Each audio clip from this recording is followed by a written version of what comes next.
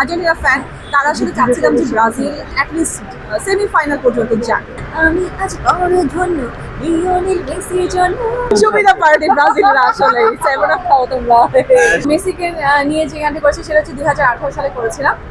কারণ অনেকে মনে করে যে মনে হয় এই প্রথম আমি মানে আর্জেন্টিনা করছি, অনেকে মনে করেন যে অনেক হয় না ব্যাপারটা। যাই হোক,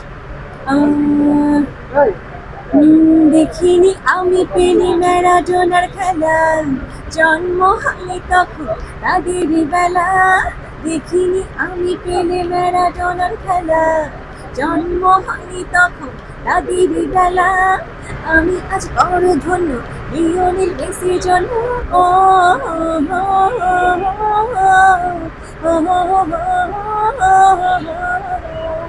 ব্রাজিল বন্ধু বান্ধবদেরকে নিয়ে বলবো যে 2030 সাল পর্যন্ত ওয়েট করতে থাকো, কারণ হ্যাঁ আসলে কি আমরা যারা আর্জেন্টিনা ফ্যান, তারা আসলে চাচ্ছিলাম যে ব্রাজিল মানে অ্যাটলিস্ট সেমিফাইনাল পর্যন্ত যাক। মানে ওয়ার্ল্ড কাপে যদি আমরা আর্জেন্টিনা এবং ব্রাজিলের মধ্যে খেলাটা পেতাম তাহলে মানে আরো বেশি ফাটাফাটি হইতো। বাট হ্যাঁ, মিস করলাম ব্রাজিলকে।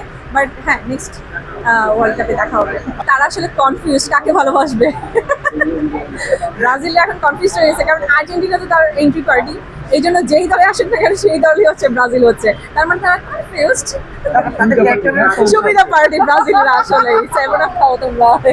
গত দিনে যে খেলাটা হয়েছিল সেই খেলাটা আমি দেখেছিলাম সকালবেলা। অ্যান্ড প্রথমে তো 10 মিনিট মনে হয় 10 মিনিটের মধ্যে একটা গোল দিল, অ্যান্ড কিছুক্ষণ পরে সুইজারল্যান্ড দিয়েছে। তার পুরো 1 ঘন্টা 90 মিনিট চলে যাওয়ার পরে যখন দেখতেছি না আর দিচ্ছে না, দুজন মানে পুরো ভয়ে ছিল। আমি জাস্ট স্ট্যাটাস দিয়েছি যে আমার পুরো মানে আমার পেছনে ঘাড় ব্যথা হয়ে যাচ্ছিল টেনশনে।